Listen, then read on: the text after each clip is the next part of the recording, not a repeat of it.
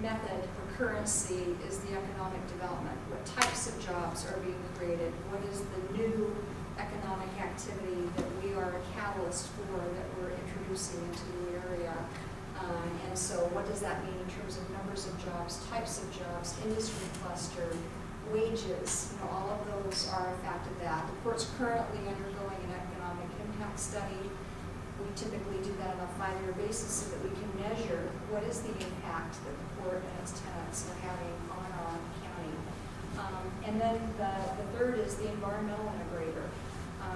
I just referenced 2 significant projects. It's difficult to look at the return on investment as a financial return when you're significantly investing to clean up or to do things that might not occur by private sector. That is the role of the port, to step in and to play that role. Or similarly, from an investment perspective, to come in and make investments at a time where there's an economic downturn and you're not finding others either available to finance or to step in. And that is a typical role of the port, to step in. The intent isn't an initial, it's a long-range return on investment. But to answer your question, ultimately the Port Commission is accountable to the public, and so many of their decisions are going to be driven by what they hear from you as citizens, property taxpayers that influence and provide them input on those types of decisions. So it may be that they're hearing that we need to return on our investments, that the terminal isn't making money, or we're not making the Nice Bay soon enough, and those will influence decisions that the Commission makes. So I think it's critical that everyone has an active voice in making sure that the Commission understands our community values and what it is that we're seeking to accomplish. We see it as a balance, and so we typically look at all of our activities to balance those 2 currencies. What are we doing to play a role as a leader in the environmental room? What are we looking, and I will speak to the marina specifically. You would not see this type of marina as a private operator. In fact, in the early 1980s when we developed the marina, it was privately operated. It failed. The port stepped in. We've introduced one of the most beautiful marinas, I think, in the state, where people not only want to keep the boat but live. We have a really vibrant liveaboard community that watches out for safety and security. People come down, enjoy the waterfront. Again, it's that mix. And the types of things that we do, not to make money, but to protect the environment, our bilge program, our placards, free pump out to the liveaboards, things that we're doing to be committed to making sure that those tenants and users are doing their share in protecting our community. I'm not sure that. I know you tried really hard, and I just am not sure exactly the answer to my question. So is there a way I can read about this, or in a different way that the answer, or maybe we can go off? How do you pay? How does the port value its return on Yeah, investment? I mean, just using any single example, like the marina, does it pay for itself, or does it make a profit, or does it lose money? That would be an example of my question, although I'm asking it from, I'm not asking about the ancillary benefits like job creation. I'm asking about dollars and cents. Does it pay for itself? And if it makes a profit, who receives that profit? Over time? Yes. Yeah, so let me try a different method.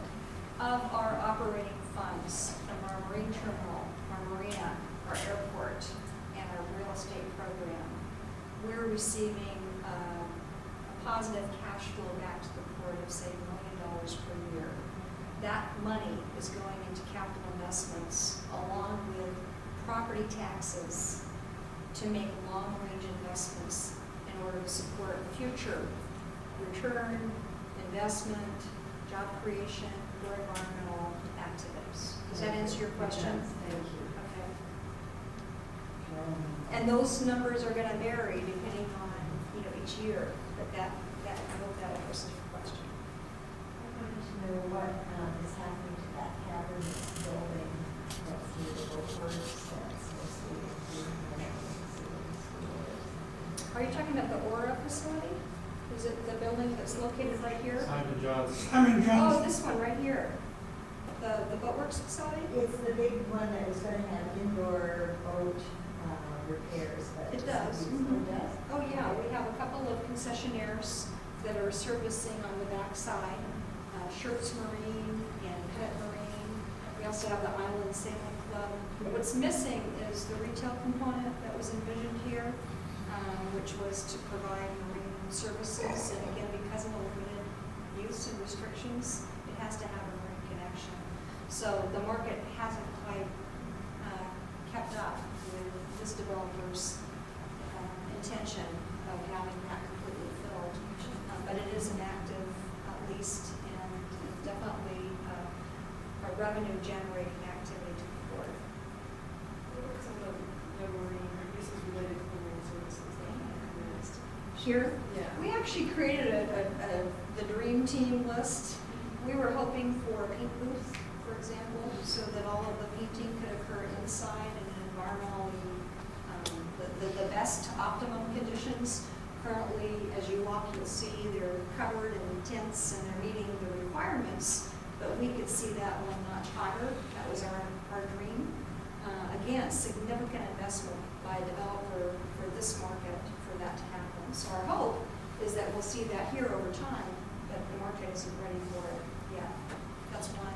Canvas repair, I mean, there was a whole list of other related activities that could be light industrial service, and a big part of it again is the market. Another consideration, and I should have called it out, is when the port developed the boatyard, we looked at 3 models of how to do this boatyard. If you go to Seattle, Port Townsend, other communities, you have boatyards that are exclusive in nature. That means that you can only use it if you use the services of the private companies that operate there. Our port commission made it a priority that not only would it be a public boatyard, but looked at it kind of as a joint venture approach. So not only can an individual come in and lease property to do their own repairs, not very many facilities offer that, or you can come in and you can use one of the licensed bonded mobile repair operations, which allows for small business incubation in our community, or you can use one of the captive providers, which here reside in this space. It's a very unique model. And we did that, again, back to the port's commitment to providing public access, not an exclusive boatyard that would be operated by a private developer. We've used that model in other areas as well. I guess there's 2 areas, different and separate. One's more long-term and one's more short-term, but or long-term also. But it's sea level rise and how the port's approaching that is a big issue for projected sea level rise. And the second part of my question I was asking is about log truck traffic and the aesthetics of that with a lot of like residential and activities, outdoor activities being planned with, I don't know how many, but it's probably hundreds a day going in and out right now, and that's going to increase with the amount of timber that's ready to be harvested. So can you just talk about that? Sure. Let me first address sea level rise, which is a really important issue. We recently had city staff presentation